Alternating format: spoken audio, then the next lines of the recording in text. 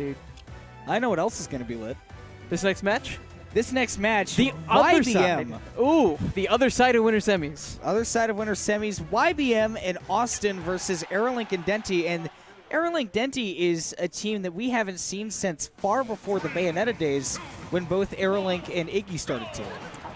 That's very true. And also from Aerolink, we're seeing something that is coming back to the stage, something that we've been seeing more and more in the doubles format, of course, thanks to teams like Ice Ninja and Poke. We're going to be seeing the good old Palutena. Now, the big thing is Palutena in general, the neutral game, kind of suffers. It can be really tough for her to find her KO options as well, given the fact that we don't really have customs and she doesn't have the lightweight super speed combos. Instead, what you're going to be seeing is the grab from Denti into the up smash from Aerolink. The Or heavenly light vice versa. combos. It's going to be good. Yeah, and it's interesting because normally with a character like Palutena, the other character is a very fast and very neutral-heavy character.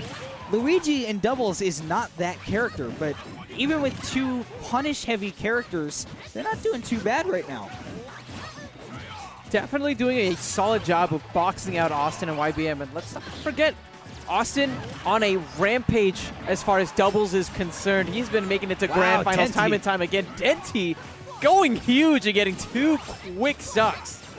So Awestin just kind of going Terminator on those fireballs. So with the invincibility, he just kind of walked right through him and said, I'm going to edge guard you anyways. How about that? Oh man, now I'm thinking about that scene in Terminator when he's just like out of the fire, just Yeah. walking, and you see like the actual human elements melted off entirely. It's not Cyborg anymore. It's just Borg. Hang on. Down B? No, too scared to challenge that Shoryuken, which I don't blame him.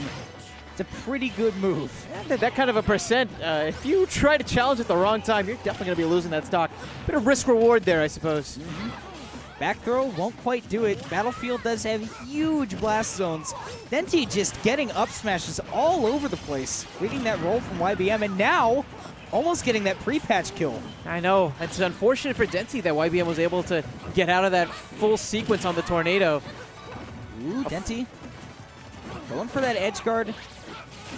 Awestin not quite at the kind of percents where that would work, but getting pretty close to getting a real good edge guard on him. He could definitely be a candidate of getting down B to death. And could we see it here? Nope. Awestin being very smart and saying, if you do that, you're going to die. Yeah, definitely. Stock count, of course, tied here.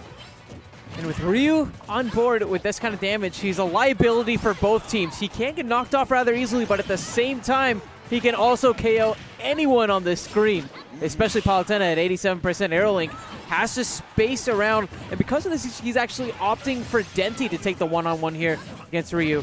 Doesn't want to get hit by the Shoryu, and instead, it's his teammate that falls. Awestin and Y.b.M. both sent down to 1 after a series of unfortunate events. And some people undervalue the importance of team synergy.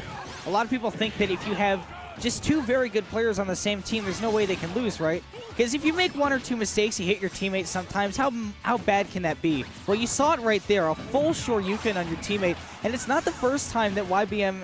has hit his teammate very hard. He got a full up air string on Awestin as well. 2 smash attacks nearly resulting in 2 stocks. Denti able to hang on there, but for how long? You're seeing red. It feels like they're in control of the stage, and Awestin uses that control, gives Denti very few options to make it back, and then finds a successive and very delicious punish afterwards. Yeah, and all of a sudden, red team's on the advantage right now. I mean, even stocks, but Aerolink's at the highest percent on the screen right now. And at kill percent, Awestin almost getting it and not quite dying to that up B. That's very fortunate. That sweet spotted Shoryu from Denti can be a world of trouble, but from Ryu, the OG, it's more than enough to take Aerolink off the top. And now Denti, a 2v1. He does have some percent advantage up against Awestin, but you're noticing that Y.b.M. he's just sitting so comfortably. They're waiting for the grab. Awestin's not going to give Denti the time. Oh, the misfire. That's what he needed exactly. And Awestin not getting the stage spike here either. Denti a second chance, yeah. but instead, the perfect usage of that PK Thunder in order to gracefully place Denti in chicken wing range. See, and that's the very difficult thing about getting back on stage against Ryu, is because if you do neutral getup, he will just do chicken wing to Shoryuken. If you do a tournament winner, he'll probably just Shoryuken you straight up. If you roll, he'll turn around chicken wing Shoryuken you. If you do a getup attack and he shields it, guess what he can do? He can do chicken wing to Shoryuken. So one of the best ways to deal with Ryu, especially if he's at high percent, is to do a drop jump up air to hit through the stage, and sometimes that won't even work, because then you're on the ledge, and then he'll just do a down tilt to Shoryuken. It's really hard to get back on the stage against Ryu when he's standing right there. Okay, so now we're going to the mains of both Aerolink and Denti, Cloud and Bayonetta. Two characters that we've seen get complained about sometimes. Yeah, you could say that. Something. Now I'm just thinking about like one of those bar jokes, you know? Or one of those classic highlights for kids moments where you're just looking at the picture and you're just like, which one of these doesn't belong? I'm seeing a lot of DLC on the screen. Not like the other. Well, Ness, the OG here of the Smash Brothers franchise since the 64 days, now in a room full of newcomers. yeah.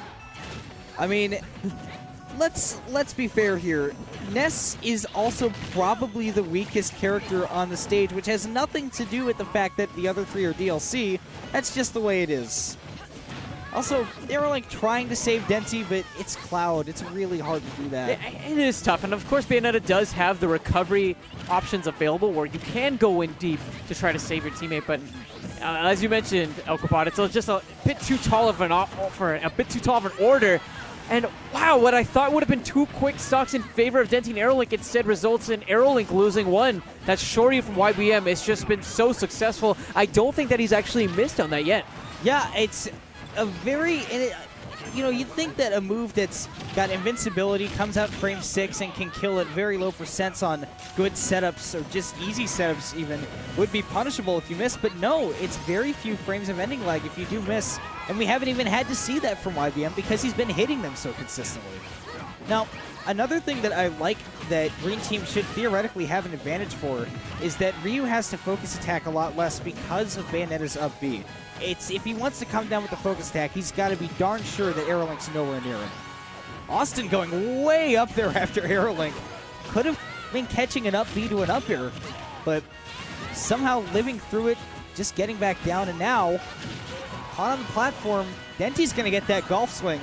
And it's about time. Y.b.M, he was playing that role of stock tank, holding on to that third stock for so long.